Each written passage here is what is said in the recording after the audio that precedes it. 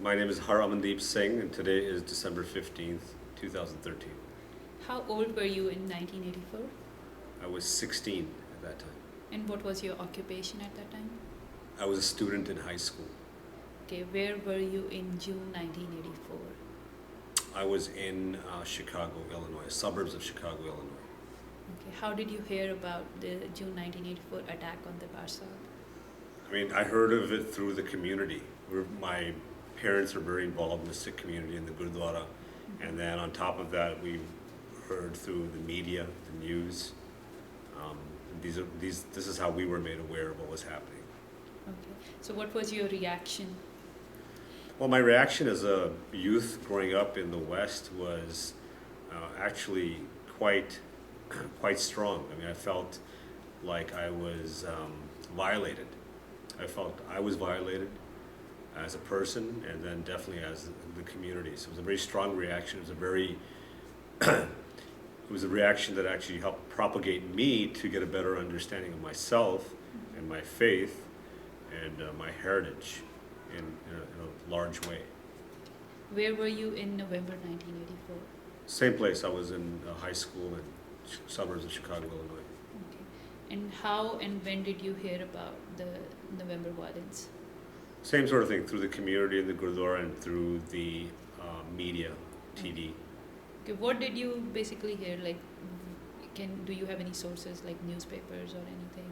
You remember that you read something in the newspaper or you heard the BBC radios, or what were the things you were hearing? Like, what kind of About June and November? June and November, like Yeah. any? Well, mainly you would hear that, that the Indian government has surrounded the Barsab in June of 1984 to try to weed out terrorists that have taken refuge there. And that was the recurring theme that we would hear. I also remember seeing a documentary that was done on 60 Minutes where they actually interviewed Sant Jarnail Singh Bhindranwale. And then, but the recurrent theme was that, and then, in November I remember reading newspapers and seeing that, Indira Gandhi's Sikh bodyguards, have killed her, and as a result, the Hindu community is seeking revenge. So that's the sort of theme that we would hear. So, do you know anyone or any of your family member that was who became the target of any of these violences in '84? In Delhi, there was no one that became a target, but we had family members living in Delhi that had to seek refuge, that had to seek protection. Okay. Do And you want to share any of that story, or do you, in particular? well, I know my Chachaji, who lived, I think, close to Tilaknagar at that time. He was quite concerned, and he went into, and his family went into hiding into a neighbor's house for some while. Yeah. Okay. So, have you spoken about these violence to anyone since 1984? Spoken meaning To the community, to your family, do you discuss it? spoken about it a million times. I mean, it was actually a major, like I said, fundamental a point in my life, in my family's life. In fact, I remember at that point, my family at that point, we gave up celebrating Christmas. We started focusing more on Sikhi and learning our Punjabi heritage. And 2 years later, I actually went to Punjab. I remember going there as an 18-year-old, and at that time there was still curfew, and there was a lot of checkpoints and being checked all the time wherever we traveled. And for me, actually, that was a great time to just, again, I learned to, time at the Star, and I was going into college.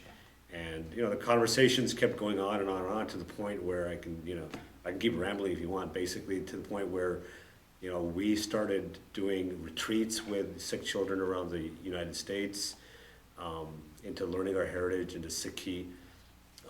And that actually culminated into a project where, so we started becoming more and more involved with other Sikhs that were also engaged in or had ties back to Punjab, and had strong feelings about cessation or separation from the state.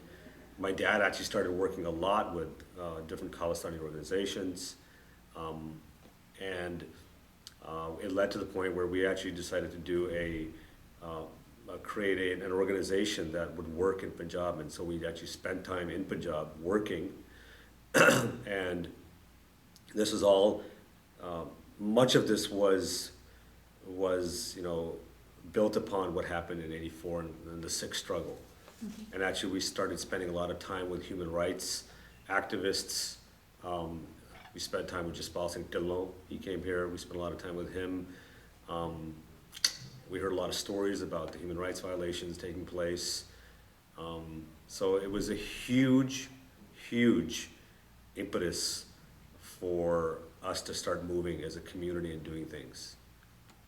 So, last question. Why, in your opinion, did all this happen in 1984? That's a loaded question. I mean, I think, why this happened.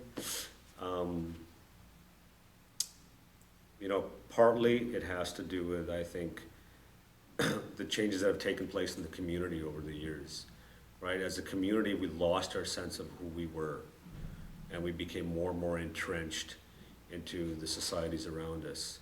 And as a result, we started adopting those ways. And then, as a result of doing that, and as a result of the politics around that, we can look back to when India became separate, right? At that point, we were also offered that opportunity. And, for whatever political reasons, that didn't take place.